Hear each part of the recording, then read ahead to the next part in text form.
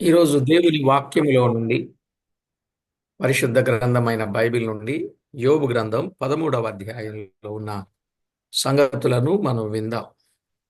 ଆଜି ପବିତ୍ର ବାଇବେଲ ପ୍ରଭୁଙ୍କ ବାକ୍ୟ ଆଇବ ପୁସ୍ତକରୁ ଆମମାନେ 13 ପର୍ବରୁ ଧ୍ୟାନ କରିବା। ప్రతివారు సాధ్యమైనంత వరకు లేఖన భాగాలను తెరచి చూడండి. వాక్యములో ఉన్న వాస్తవాలు గ్రహిద్దాం.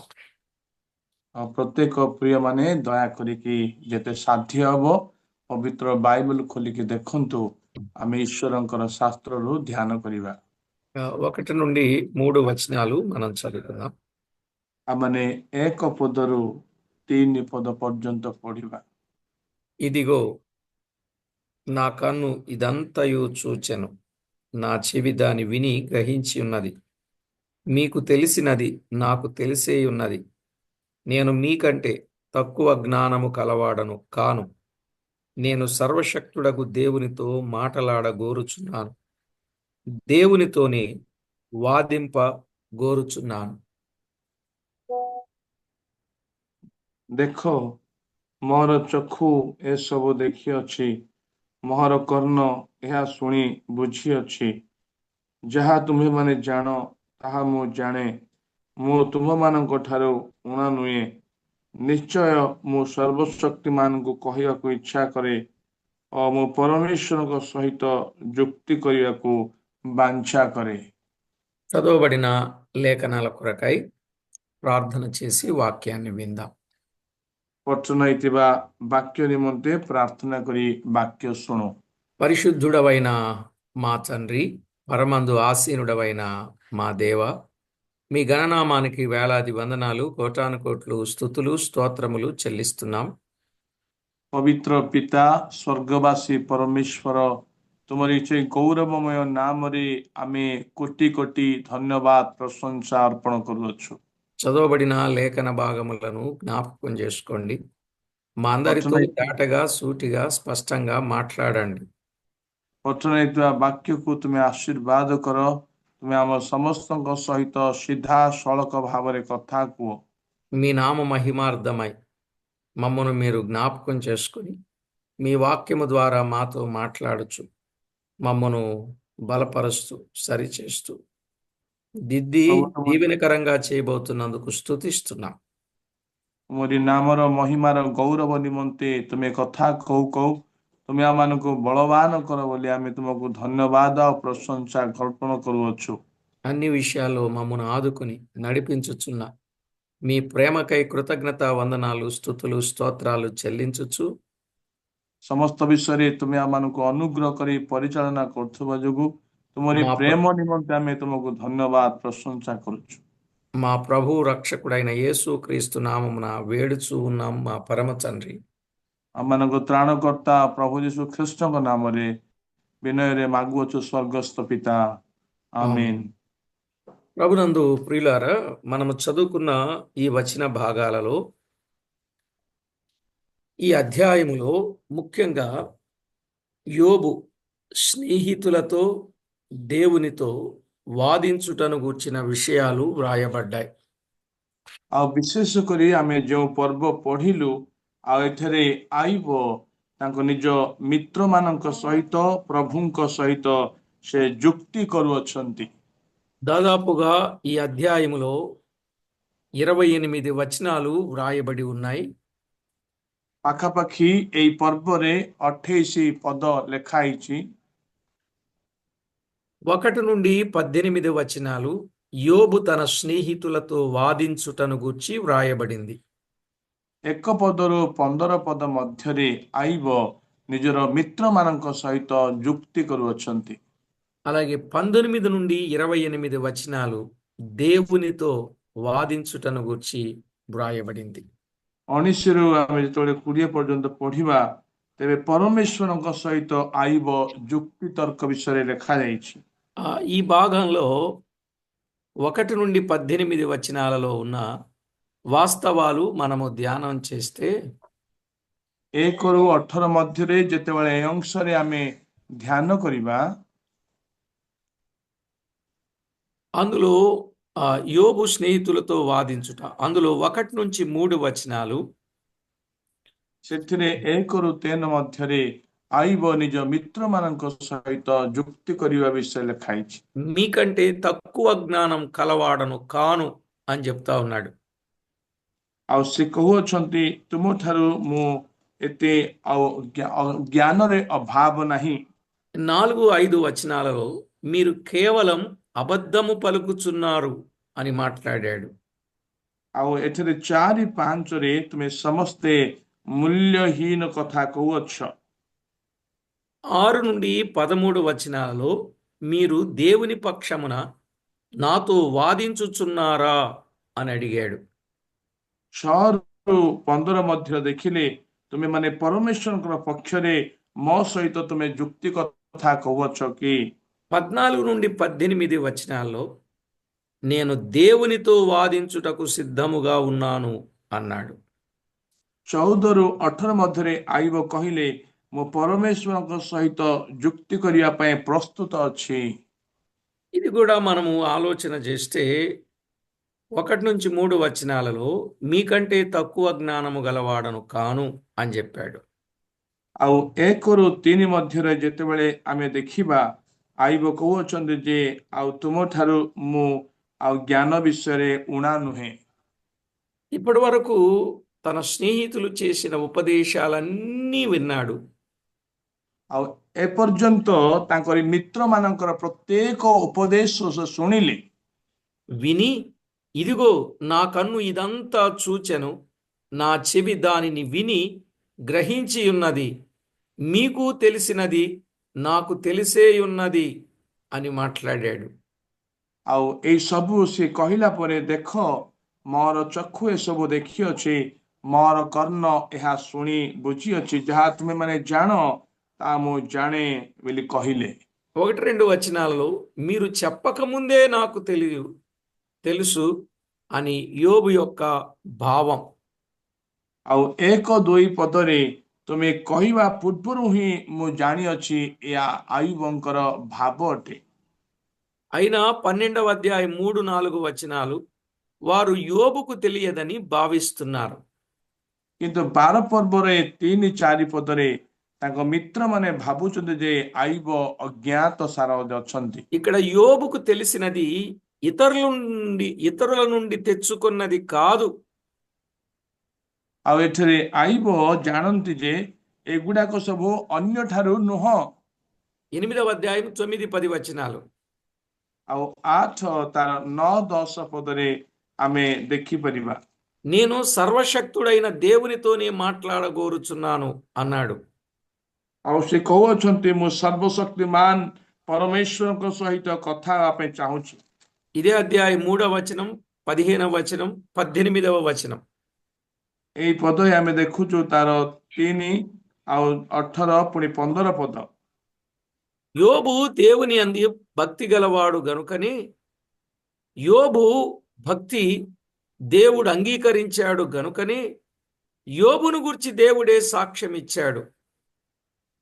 ଆୟୁବ ପରମେଶ୍ୱରଙ୍କ ପ୍ରତି ସେ ଭକ୍ତ ହୋଇଥିବା ଯୋଗୁ, ଏକ ଉତ୍ତମ ବ୍ୟକ୍ତି ହୋଇଥିବା ଯୋଗୁ ପରମେଶ୍ୱର ହିଁ ତାଙ୍କ ସପକ୍ଷରେ ସାକ୍ଷ୍ୟ ଦେଲେ। 1వ అధ్యాయం 8వ వచనం, 2వ అధ్యాయం 3వ వచనం దేవుడు యోబును గురించి ఇచ్చిన సాక్ష్యం. 1-8-3-8ରେ ମଧ୍ୟ ଆମେ ଦେଖୁଅଛୁ ପରମେଶ୍ୱର ହିଁ ଆୟୁବ ପକ୍ଷରେ ସାକ୍ଷ୍ୟ ଦେଲେ। దేవునితో మాట్లాడుటకు స్వాతంత్ర్యం ఉంది అన్నాడు. ପରମେଶ୍ୱରଙ୍କ ସହିତ କଥାବାର୍ତ୍ତା କରିବା ପାଇଁ ସ୍ୱାଧୀନତା ଅଛି କହିଲେ। 23వ అధ్యాయం 4వ వచనం, 31వ అధ్యాయం 35వ వచనం.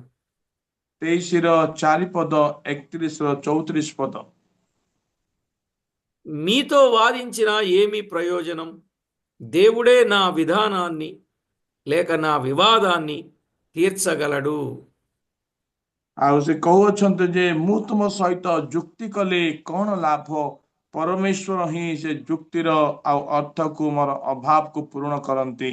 ఆయన్నే ఆహ్వానిస్తున్నాడు, ఆయనకే అప్పగించుకుంటున్నాడు. ଆଉ ସେ ହିଁ ଆହ୍ୱାନ କରୁଅଛନ୍ତି, ସେ ହିଁ ସମର୍ପଣ କରୁଅଛନ୍ତି। యెషయా గ్రంథం 1వ అధ్యాయం 18వ వచనంలో ଯେଶାୟ 1-18 ପଦରେ మనం చూడగలం. ଆମେ ଦେଖିପାରିବା ఆయన అంటాడు, నా మీదకు ఇంత ఘోరమైన ఆపదలు ఎందుకు వచ్చాయో అన్న సమస్యను పరిష్కరించడానికి మీకు నాకు తెలిసిన ఈ సత్యాలు సరిపోవు. ଆଉ ମୋ ଉପରକୁ ଯୋଉ ସମସ୍ୟା ଆସିଅଛି ଆଉ ଏଇ ସମସ୍ୟା ଆଉ କେବଳ ତୁମକୁ ମତେ ଜାଣିବା ପାଇଁ ହବ ନାହିଁ। కనుక దీనిని బట్టి అర్థం చేసుకుంటే మీ జ్ఞానమే అన్ని జవాబులు ఇవ్వగలదని భ్రమలో పడకండి. ତେଣୁ ତୁମରି ଜ୍ଞାନ ହିଁ ଏତେ ବିଷୟ ଉତ୍ତର ଦେବ କହିକି ତୁମେ ଭ୍ରମ ହୁଅ ନାହିଁ। కనుక కొన్ని విషయాలు మనము జాగ్రత్తగా ఆలోచన చేయాలి. ప్రభువుకు మహిమకరంగా మన జీవితాలను మార్చుకోవాలి, ఆయన్ను ఘనపరచాలి. ତେଣୁ କେତେକ ବିଷୟରେ ଆମେ ଚିନ୍ତା କରୁ ପୁଣି ପ୍ରଭୁଙ୍କର ମହିମା ନିମନ୍ତେ ଆମେ ପରିବର୍ତ୍ତନ କରି ଗୌରବ ଦଉ। ఇప్పటి వరకు యోబు తనకెంతో తెలిసిన వీరు మాట్లాడే మాటలన్నీ చాలా ఓపికతో సహనముతో విన్నాడు. కానీ వారికంటే ఎక్కువ జ్ఞానం గలవాడే. ଆଇବ ଯେତେ କଥା ମିତ୍ରମାନେ କହିଲେ ସବୁ ସେ ସହନତାରେ ଶୁଣିଲେ, ପୁଣି ଆଇବ ସେମାନଙ୍କ ଅପେକ୍ଷା ଜ୍ଞାନବାନ ଅଟନ୍ତି।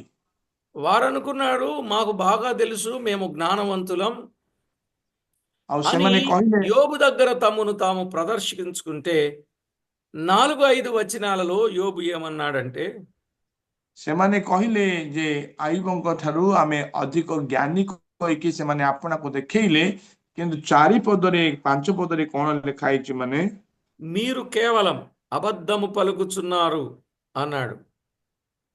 ଆଉ ସେ କହୁଅଛନ୍ତି ତୁମେ କେବଳ ମିଥ୍ୟା କହୁଅଛ। అబద్ధమేమనగా యోబు ఏదో పాపం చేశాడని భావించడం. ଆଉ ସେମାନେ ମିଥ୍ୟା ରଚନା ମାନେ ଆଇବ କିଛି ନା କିଛି ପାପ କରିଅଛନ୍ତି ମନେ କଲେ। కీర్తన 119:69లో ଗୀତ ସଂହିତା 119 ଆଉ 69ରେ మనము చూడవచ్చు. ଆମେ ସେଠାରେ ଦେଖିପାରିବା। 2వ వచనం 4వ వచనంలో మీరందరూ పనికి మాలిన వైద్యులు. ଆଉ 2 ପଦରେ 4 పదରେ ଲେଖା ହେଇଛି ତୁମେ ସମସ୍ତେ ମୂଲ୍ୟହୀନ ବୈଦ୍ୟ। ఎందుకు అనాల్సి వచ్చిందంటే జబ్బేదో తెలుసుకొని మందు వాడడం వైద్య క్రమం.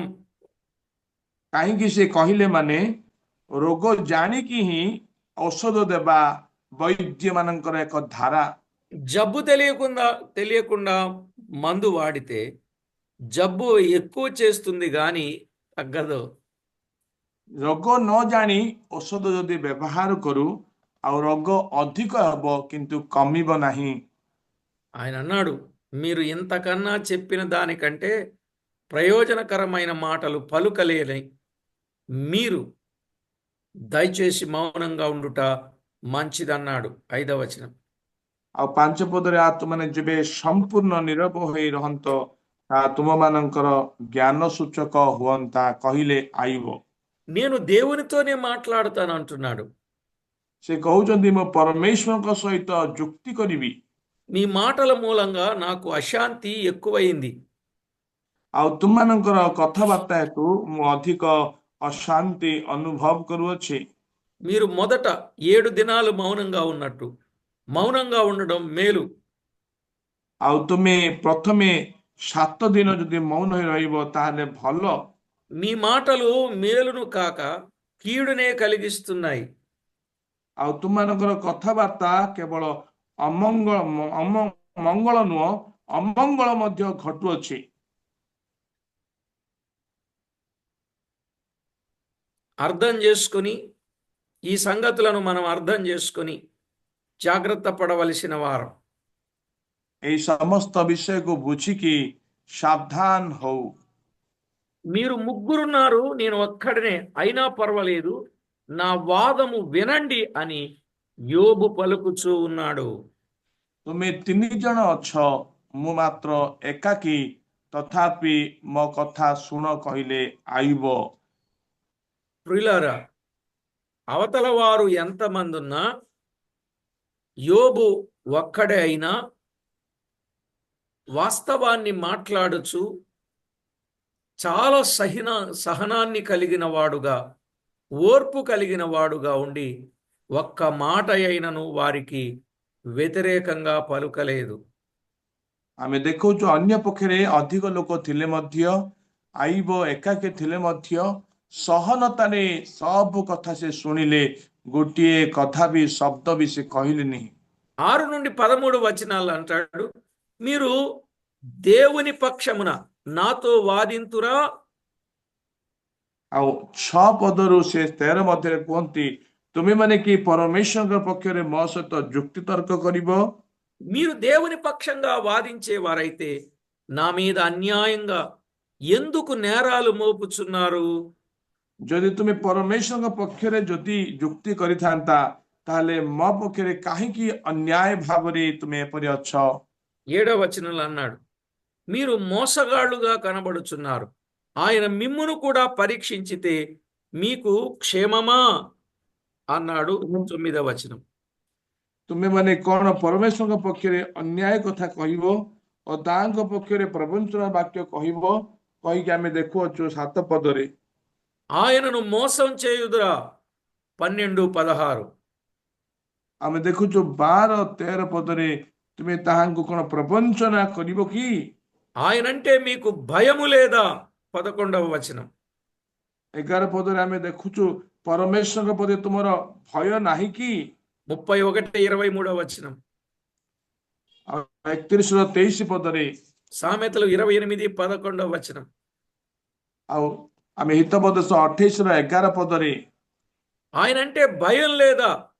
తాము యోబు కంటే మంచివారమైనట్టు వారు భావించుకుంటున్న సంగతి యోబు గుర్తించి మాట్లాడుచున్నారు. ఆయనంటే భయం లేదా అని. ପରମେଶ୍ୱର କହିକି ତୁମକୁ ଭୟ ନାହିଁ କି? ଆଇବ ଏଇ ସମସ୍ତ ବୁଝିକି ପରମେଶ୍ୱର ପ୍ରତି ଭୟ ନାହିଁ କି ସେ କହୁଅଛନ୍ତି। బహుశా వారి అంతరంగంలో భావం ఇలా ఉండి ఉండవచ్చు, ହୁଏତ ସମ୍ଭବତଃ ଏଇପାରେ ତାଙ୍କର ଅନ୍ତରରେ ଏଇ ପ୍ରକାର ଚିନ୍ତା ହୋଇପାରେ। దేవుడు యోబును అతని పాపాల కారణంగా ఘోరంగా శిక్షించాడు. ఆయన ఆ విధంగా మనకు చేయలేదు. వీరి ఆలోచన అది. ଆଉ ହୁଏତ ସେମାନଙ୍କର ମିତ୍ର ମାନଙ୍କର ଚିନ୍ତା ହୋଇପାରେ, ଆଇବ ଅଧିକ ପାପ କଲେ, ତେଣୁ ଏଇ ସମସ୍ତ ସେ ଅନୁଭବ କରୁଅଛନ୍ତି।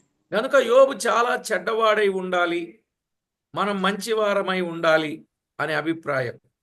ତେଣୁ ଆଇବ ଅଧିକ ଦୁଷ୍ଟତା ହୋଇପାରେ, ଆମେ ସମସ୍ତେ ଧାର୍ମିକତା ହୋଇପାରୁ କହୁଅଛନ୍ତି। కనీసం అతని అంత చెడ్డవారము మాత్రము కాదు అని వారు అనుకుంటున్నారు. అంటే తామే నీతిమంతులం అన్న ఆలోచనతో వారు ఉన్నారు. ଆଇବଙ୍କର ମିତ୍ରମାନେ ସେମାନେ ଆପଣ ଆପଣଙ୍କୁ ଭାବୁଛନ୍ତି ଆମେ ଅତି ଭଲ ଲୋକ, ଧାର୍ମିକ ଲୋକ, ହୁଏତ ଆଇବ ଆମଠାରୁ ଅଧିକ ମନ୍ଦ ଲୋକ କହିକି କହୁଅଛନ୍ତି। అందుకు యోబు అన్నాడు, మీ మాటలకు గాను దేవుడు తప్పక గద్దిస్తాడు. ତେଣୁ ଆଇବ କହିଲେ, ନିଶ୍ଚିତ ଭାବରେ ତୁମରି କଥାରେ ପରମେଶ୍ୱର ତୁମକୁ ଦମନ କରିବେ।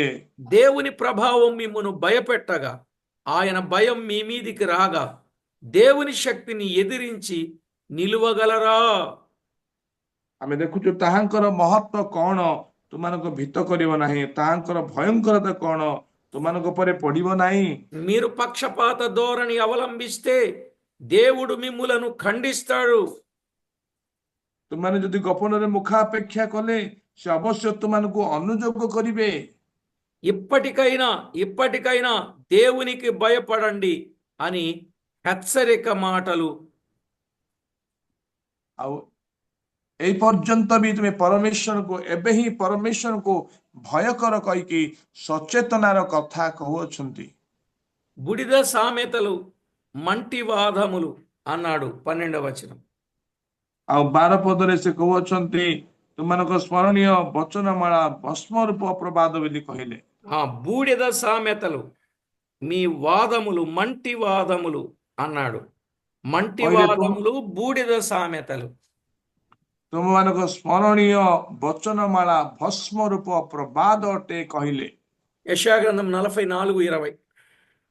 ଇସାୟା 44:11 మీరేదో జ్ఞానవాక్కులు పలుకుచున్నాము అనుకొనుచున్నారు, అవి నిష్ప్రయోజనములు.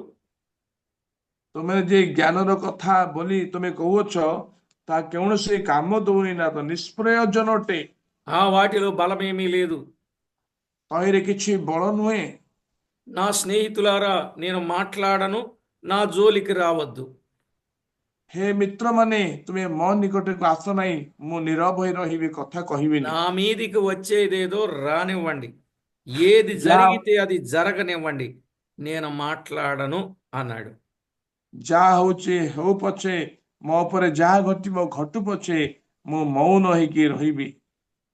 ఇక 14 నుండి 18 వచనాలలో 14ରୁ 18 ପଦ ମଧ୍ୟରେ నేను దేవునితో వాదించుటకు సిద్ధముగా ఉన్నాను అన్నాడు. ମୁଁ ପରମେଶ୍ୱରଙ୍କ ସହିତ ଯୁକ୍ତି କରିବା ପାଇଁ ପ୍ରସ୍ତୁତ ହେଇକି ଅଛି నా କହିଲେ। ప్రాణము ఇక తెగించి మాట్లాడేదను అన్నాడు 14వ వచనం. ଆଉ 14 ପଦରେ ସେ କହୁଅଛନ୍ତି, ଆଉ ଯେ ଆପଣା ଆଉ ଆପଣା ଆପଣା ମାଂସ ଧରିବି, କଥା କହୁଅଛନ୍ତି, ପ୍ରାଣ ରଖିବି କହୁଛନ୍ତି। సమూయేలు మొదటి గ్రంథం 19వ అధ్యాయం 5వ వచనం కూడా మనం గమనించవచ్చు. ପ୍ରଥମ ସାମୁଏଲ ତାର 18:5-6 ଆମେ ଦେଖୁ। ఆయన నన్ను చంపినను నేను ఆయన కొరకు కనిపెట్టెదను. ସେ ମତେ ବଧ କଲେ ବି ମୁଁ ତାହାଙ୍କ ନିମନ୍ତେ ଅପେକ୍ଷା କରିବି। ఆయన సన్నిధిని నా ప్రవర్తన న్యాయమైనదని రుజువు పరతును అన్నాడు 15వ వచనం. ତାଙ୍କର ଉପସ୍ଥିତିରେ ମୋର ଆଚରଣ ଧାର୍ମିକତାର ପ୍ରମାଣ ଦେଖେଇବି କହିଲେ ସେ। అలాగే 14:14 14 27వ అధ్యాయం 5-6 వచనాలు. 27ର 5-6 ପଦରେ నా మనస్సాక్షి ప్రకారం నేను సాక్ష్యమిస్తాను. ମୋର ବିବେକ ଅନୁସାରେ ମୁଁ ସାକ୍ଷ୍ୟ ଦେବି। నా రక్షణ గాని నా నీతి గాని ఆయన వలన కలిగెను. ଆଉ ମୋର ମୁକ୍ତି କିମ୍ବା ତାଙ୍କ ଧାର୍ମିକତା ଆଉ ତାଙ୍କ ଦ୍ୱାରା ହିଁ ଘଟିଛି। యోబు యొక్క అభిలాష ఇతడు కపట ଆଇବଙ୍କ భక్తుడు కాదని, దుర్మార్గుడు కాదని నిరూపిస్తున్నాయి. ଆଇବଙ୍କର ଆଶା ଯେ ମୁଁ କପଟ ଭାବରେ ଭକ୍ତ ନୁହଁ କହିକି ସିଏ ଆଉ ନିଜକୁ ସେ ପ୍ରମାଣ ଦଉଅଛନ୍ତି। ఎందుకంటే భక్తిహీనుడు దేవుని సన్నిధికి రాలేడు అని 16వ వచనం. କାହିଁକି ନା ଦୁଷ୍ଟ ସଦାପ୍ରଭୁଙ୍କ ନିକଟକୁ ସେ ପ୍ରବେଶ କରିପାରିବନି। 16 34 ପଦରେ 34వ అధ్యాయం 21 నుండి 24. ଆଉ 34-ର 31 ଆମେ ଦେଖୁଛୁ, 24 ମଧ୍ୟରେ ଲେଖା ହେଇଛି। ఆయన నా రక్షకుడు నన్ను ఓదారుస్తాడు, నేను ମୋର వేషధారిని కాను, నిన్నేమి దేవుడు విడిచిపెట్టడు. ମୁକ୍ତିକର୍ତ୍ତା ମତେ ସାନ୍ତ୍ୱନା ଦେବେ, ଆଉ ମୁଁ ଏ ପ୍ରକାର କପଟି ନୁହେଁ, ସଦାପ୍ରଭୁ ମତେ ଛାଡ଼ିବେ ନାହିଁ। ఆయన అనుకుంటున్నాడు, దేవుడు విడిచిపెట్టడు, పరిస్థితులు నాకు ప్రతికూలంగా ఉన్నా దేవుడు నాకు స్నేహితుడు. ପ୍ରଭୁ ମତେ କେବେ ପରିତ୍ୟାଗ କରିବେନି। ହୁଏତ ମୋ ଜୀବନରେ ପ୍ରତିକୂଳ ଆସିପାରେ, ସଦାପ୍ରଭୁ ମୋର ମିତ୍ର। నా వాంగ్మూలము శ్రద్ధగా వినండి అన్నాడు 17వ వచనం. ମୋ ବାକ୍ୟ ଦ୍ୱାରା ତୁମେ ଶ୍ରଦ୍ଧା ଭାବରେ ଶୁଣ, 17 ପଦ ଲେଖା ହେଇଛି। నేను చెప్పేది సమాధానంగా వినండి అన్నాడు 21-2వ వచనం.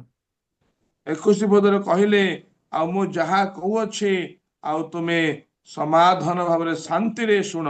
ఆలోచించుడి, నా న్యాయము లేక నా వ్యాజ్యము సరిచేసుకొని ఉన్నాను, నేను నిర్దోషినిగా కనబడుతున్నని నాకు తెలియను. ଆଉ ସେ କହିଲେ, ତୁମେ ଚିନ୍ତା କର, ମୁଁ ଯେପରି ଆଉ ଅପରାଧହୀନ ପାପବିହୀନ, ମୁଁ କୌଣସି ଅଧର୍ମ କରିନି, ନିର୍ଦ୍ଦୋଷ ଭାବରେ ଦେଖାଯାଉଛି କହିଲେ। ଆଇବ 10వ అధ్యాయం 6-7 వచనాలు, 10-6-7 ପଦରେ, 23వ అధ్యాయం 4వ వచనం.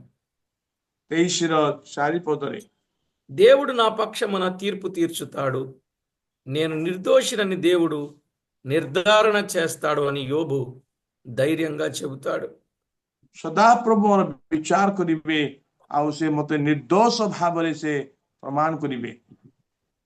అలాగే దేవుడు యోబును గురించి సాక్ష్యం ఇచ్చాడు. ଆଉ ଠିକ ସେହିପରି ଆଇବ ପରମେଶ୍ୱରଙ୍କ ପକ୍ଷରେ ସାକ୍ଷ୍ୟ ଦେଲେ। 42వ అధ్యాయం 7-8 వచనాలు. 42-7-8 ପଦ। నేడు మనం కూడా మన హృదయం మన హృదయములో యేసు ప్రభువును ప్రతిష్ఠించుకొని యేసు ప్రభువుకు మహిమకరంగా జీవిస్తూ మన హృదయం మన మీద దోషారోపణ చేయకుండా చూసుకోవాలి. ଆମମାନେ ମଧ୍ୟ ଆମମାନଙ୍କ ହୃଦୟରେ ପ୍ରଭୁ ଯୀଶୁ ଖ୍ରୀଷ୍ଟଙ୍କୁ ପ୍ରତିଷ୍ଠା କରିକି ଯେପରି ଆମ ହୃଦୟ ଆମକୁ ଦୋଷୀ ନ କରେ ସେଇ ପ୍ରକାର ସାବଧାନ ହେବା ଆବଶ୍ୟକ। 3వ అధ్యాయం 21, 22 వచనాలు. 3 ପର୍ବର 21, 22 ପଦରେ కనుక మనం ఎప్పటికప్పుడే దేవుని ఎదుట మనలను మనము సరిచేసుకుంటూ ఎదుట వారికి మనలో లోపము కనబడకుండా మనలను మనము జాగ్రత్త చేసుకుని భక్తి కలిగి ప్రవర్తించుట అది మనకే క్షేమకరం. ଆମମାନେ ଆପଣା ଆପଣାକୁ ଠିକ କରି ପରଖି ଆମମାନେ ଅନ୍ୟମାନଙ୍କ ସମ୍ମୁଖରେ କୌଣସି ଦୋଷ ନ କରି ସାବଧାନ ହେବା ତା ଆମମାନଙ୍କ ନିମନ୍ତେ ମଙ୍ଗଳ ଅଟେ। కాబట్టి ప్రభునందు ప్రియులారా, దినములు చెడ్డవి, సమయాన్ని పోనీయక సరిచేసుకున్న వారమై ప్రభు చెప్పినట్లుగా చేసి ఆయనకు అనుకూలులుగా జీవించుట మనందరికీ ఆశీర్వాదం, మేలు. କାଳ ମନ୍ଦ ଅଟେ, ତେଣୁ ସୁଯୋଗର ସଦ୍ବ୍ୟବହାର କରିକି ଆମମାନେ ଉତ୍ତମ ଭାବରେ ଜୀବନ କାଟିବା ହିଁ ତା କେବେ ହେଲେ ମଙ୍ଗଳ ଆଶୀର୍ବାଦ ଅଟେ। ప్రియులారా, ఇక్కడ మనం దోషారోపణ, మన హృదయం దోషారోపణ చేయకుండా మనలను మనము కాచుకోవలసిన ఆవశ్యకత ఎంతైనా ఉన్నది. ଆଉ ପ୍ରିୟମାନେ, ଆମମାନଙ୍କର ହୃଦୟ ଯେପରି ଆମମାନଙ୍କୁ ଦୋଷୀ ନ କରିବ ଆଉ ଆମମାନେ ତାକୁ ରକ୍ଷା କରିବାର ଆବଶ୍ୟକ ଅଟେ। ఇక 19 నుండి 28 వచనాలలో యోబు దేవునితో వాదించుట. 19 ରୁ 28 ମଧ୍ୟରେ ଆଇବ ପରମେଶ୍ୱରଙ୍କ ସହିତ ଯୁକ୍ତି କରିବା। నాతో వ్యాజ్యమాడు చూచువాడు ఎవడు అని 19వ వచనం. ଆଉ ସେ 19 ପଦରେ କହୁଛନ୍ତି, ମୋ ସଙ୍ଗେ ଯେ ବିବାଦ କରିବ ସେ କିଏ? యెషయా గ్రంథం 58:9.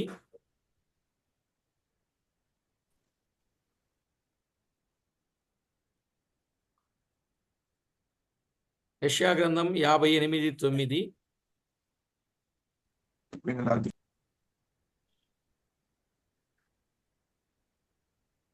యెషయా గ్రంథం ଇଶାୟ ପୁସ୍ତକ 58:9.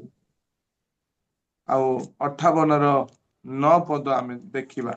నేను పాపము చేశానని చెప్పిన ఎడల నేను చనిపోవుటకు సిద్ధంగా ఉన్నాను అన్నాడు. 6వ అధ్యాయం 24వ వచనం. 6:24ରେ କହୁଛନ୍ତି, ଯଦି ମୁଁ ପାପ କରିଅଛି ତାହେଲେ ମରିବା ପାଇଁ ବି ପ୍ରସ୍ତୁତ ଅଛି କହିଲେ। యోబు యొక్క కోరిక ఏంటంటే దేవుని ముఖాముఖిగా కలుసుకొని మాట్లాడాలని యోబుకున్న కోరిక. స్టక్ అయిపోతుంది నా ఫోన్. దేవుని ముఖాముఖిగా కలుసుకొని మాట్లాడాలన్నది యోబు యొక్క కోరిక.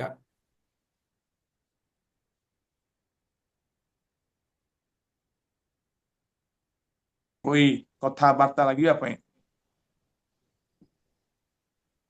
తన నీతి నిజాయితీ నిరూపించుకోగలాలి. నీతి నిజాయితీ నిరూపించుకొని అందరి పట్ల నమ్మకము కలిగి ఉండాలి అనేది యోబు యొక్క ఆలోచన. ଆଇବଙ୍କର ଚିନ୍ତା, ମୁଁ ସମସ୍ତଙ୍କ ସମ୍ମୁଖରେ ନିଜର ଧାର୍ମିକତାକୁ ପ୍ରମାଣ କରେଇବି ଆଉ ଏକ ଉତ୍ତମ ଭାବରେ ଜୀବନ ବିତେଇବି, ଏହା ଆଇବଙ୍କର ବାଞ୍ଛା। 2 పనులు మాత్రం చేయమని అడుగుచూ ఉన్నాడు.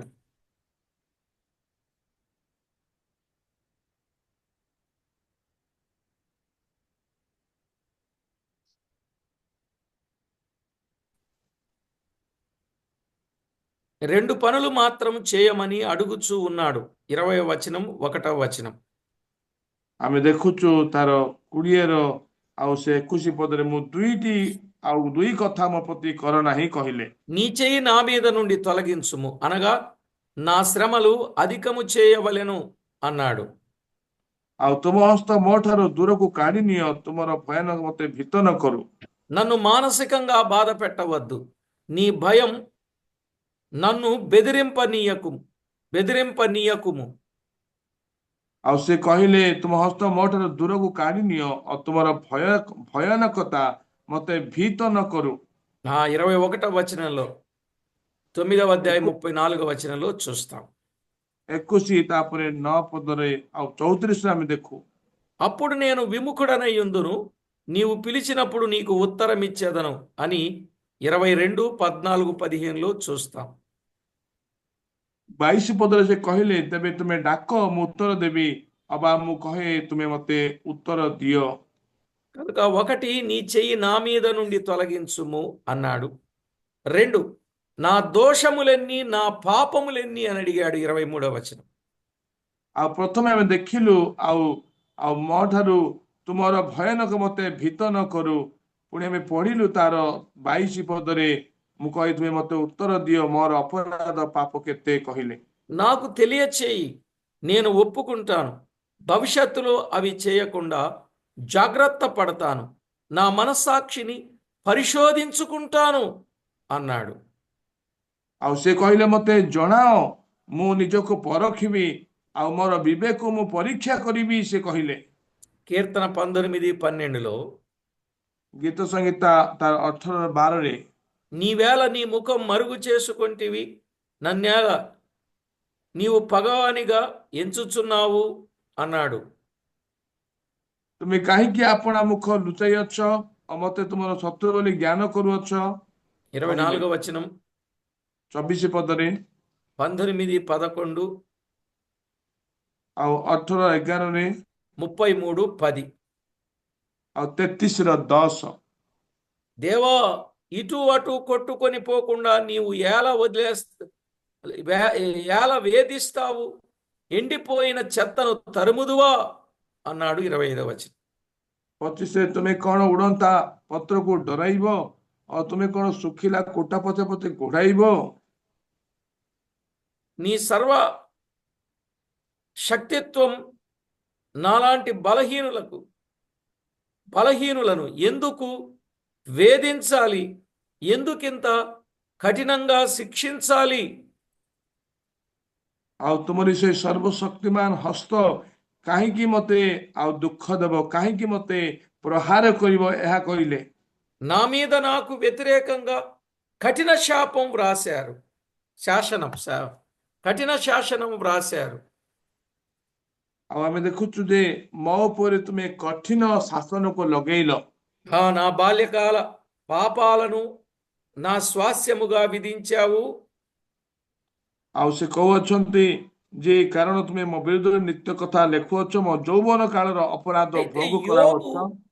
యోబు పెద్దవాడైన తరువాత పాపములు చేయలేదని గట్టి నమ్మకం. ଆୟୁବ ବଡ ହେଲା ପରେ ମଧ୍ୟ କୌଣସି ପାପ କରେ ନାହିଁ ବୋଲି ଏକ ବିଶ୍ୱାସ। మరి యోబుకు ఈ విపత్తులు తనపైకి రావడానికి గల కారణాలు? ତାହେଲେ ଆୟୁବକୁ ଏଇ ସମସ୍ତ ବିପଦ ଆପଦ କ୍ଲେଶ କାହିଁକି ଆସିଲା? తాను బాలుడుగా ఉన్నప్పుడు చేసిన పాపం ఏదైనా దీనికి కారణం కావచ్చని యోబుకు అనిపించింది. ସେ କହୁଛ ମୋ ଯୌବନ କାଳର ଅପରାଧ ଭୋଗ କରୁଅଛ, କାରଣ ହୁଏତ ସେଥି ଯୋଗୁଁ ଏଇ ପ୍ରକାର ଅନୁଭବ କରୁଅଛି କହିଲେ। మొదటి 2 అధ్యాయాలను బట్టి చూస్తే ఈ విపత్తులు రావడానికి యోబు కారణం కానే కాదు. ପ୍ରଥମ 2 ପର୍ବ ଦେଖିଲେ ଏଇ ଯୋଉ କ୍ଲେଶ ଆସିଲା ଆୟୁବଙ୍କର କୌଣସି କାରଣ ଦେଖାଯାଉନି। దేవునికి సాతానుకు కలిగిన సంభాషణను బట్టి ఇది కలిగినదని మనకు తెలుసు. ଏହା ପରମେଶ୍ୱର ଆଉ ଶୈତାନକୁ ଯୋଉ ଯୁକ୍ତି ତର୍କ ହେଲା ସେଥି ଯୋଗୁଁ ଏଇ ଘଟଣା ହେଲା ଆମେ ଜାଣୁ। అయినా యోబు తన జీవితాన్ని పరిశీలించడం మంచిదే, మనం కూడా అలా చేయాలి. ତଥାପି ଆୟୁବ ଆପଣ ଜୀବନକୁ ପରୀକ୍ଷା କରିବା ଭଲ, ଆମେ ମାନେ ମଧ୍ୟ ନିଜ ଜୀବନକୁ ପରୀକ୍ଷା କରୁ। మనం కూడా అలా చేస్తేనే ప్రయోజనం. ଆମେ ମାନେ ମଧ୍ୟ ନିଜ ଜୀବନକୁ ପରୀକ୍ଷା କରିବା ପ୍ରయోଜନ ଅଟେ। 139వ కీర్తన 23, 24 చరణాలు. ଆଉ 139ର 23, 24ର ଚରଣ ଗୀତ ସଂଗୀତ ଆମେ ଦେଖୁଅଛୁ। కొరింథీయులకు రాసిన మొదటి పత్రిక 11వ అధ్యాయం 31వ వచనం. ଆଉ କରନ୍ତି 11 ତାର ଆଉ 31ରେ ଆମେ ଦେଖୁଛୁ ପ୍ରଥମ କରନ୍ତି। కాబట్టి బొండలలో నా కాళ్ళు బిగించి ఉన్నావు, నా ప్రవర్తన అంతయు నీవు కనిపెట్టుచున్నావు, నా అరికాలు చుట్టూ గిరిగీశావు అని 27వ వచనంలో చూస్తాం. 27 ପଦରେ ଏମିତି କହୁଛନ୍ତି, ଆଇବ ତୁମେ ଯନ୍ତାରେ ମଧ୍ୟ ମୋର ଚରଣ ରଖୁଅଛ ଆଉ ମୋର ସବୁ ଗତି ଲକ୍ଷ୍ୟ କରୁଅଛ, ତୁମେ ମୋ ଚରଣରେ ଚତୁର୍ଦିଗରେ ଆପଣା ପାଇଁ ରେଖା ଟାଣୁଅଛ। ఇక 33:11 కూడా చదివితే ଆଉ ଯଦି ଆମମାନେ 33ର ଯଦି 11 ପଢିବା, మురిగి క్షీణించుచున్న వారి చుట్టూ చిమ్మట కొట్టిన వస్త్రము వంటి వాని చుట్టూ గిరిగీసి వాని కనిపెట్టుచున్నావు అన్నాడు. ଆଉ ଦେଖୁଅଛୁ ସେ ଆଉ ସେଇ ପଦରେ ଆମେ ଦେଖୁଛୁ, କାରଣ ତୁମେ ଆମର ଚରଣ ମଧ୍ୟ ରଖୁଅଛ, ମୋର ସବୁ ଗତି ଲକ୍ଷ୍ୟ କରୁଅଛ, ତୁମେ ମୋ ଚରଣର ଚତୁର୍ଦିଗରେ ଆପଣା ପାଇଁ ରେଖା ଟାଣୁଅଛ। 28వ వచనం, నేను మురిగిపోతున్నాను, క్షీణించిపోతున్నాను, నా రోగము నన్ను తినివేస్తుంది, నా ప్రవర్తన అంతా నీ దృష్టిలో ఉంది. 28 ପଦ, ତଥାପି ମୁଁ କ୍ଷୟ ପାଉଥିବା ଜୀର୍ଣ୍ଣ ପଦାର୍ଥ ତୁଲ୍ୟ ଓ କୀଟ ବକ୍ଷିତ ବସ୍ତ୍ର ତୁଲ୍ୟ ଅଟେ। ఆ, నా అడుగులు నీ కనుచూపులో ఉన్నాయి, ଆଉ ସେ କହୁଅଛନ୍ତି, ମୋର ଚରଣ ତୁମେ ରଖୁଅଛ। నీ తీర్పును ఎవరు తప్పించగలరు అని విలపిస్తూ ఉన్నాడు. ଆଉ କିଏ ଏଇ ବିଚାର ମୁକ୍ତ କରିପାରିବେ? ଆଉ ସେ କାନ୍ଦୁଅଛନ୍ତି। అవును ప్రియులారా, ఆయన తీర్పు ఎవ్వరూ తప్పించుకోలేరు. ପ୍ରିୟମାନେ ତାଙ୍କ ବିଚାରରୁ ఎవరు ప్రభు దగ్గర క్షమాపణ పొందుతారో వారు మాత్రమే తీర్పును తప్పించుకొని దైవరాజ్యములో దేవునితో ఆనంద సంతోషములు గలవారుగా జీవిస్తారు. ଆଉ ତାଙ୍କର ବିଚାରରୁ କେହି ପଳାୟନ କରିପାରିବେନି। ସେଇ ବିଚାରରେ ଯିଏ କ୍ଷମା ପାଇବେ, ପ୍ରଭୁଙ୍କ ଠାରେ ସ୍ୱୀକାର କରିକି କ୍ଷମା ପାଇବା ବ୍ୟକ୍ତିମାନେ ହିଁ ତାଙ୍କର ସ୍ୱର୍ଗ ରାଜ୍ୟରେ ତାଙ୍କ ସହିତ ବାସ କରିବେ। కనుక ప్రతి ఒక్కరూ కూడా వాస్తవిక సత్యాలు అర్థం చేసుకొని జీవితంలో పొరపాటు, మచ్చ, ముడత, డాగు, కళంకం, కల్మషం అంటుకోకుండా మనం ఎంతో జాగ్రత్తగా ఈ లోకంలో బ్రతకవలసిన వారమై ఉన్నాం.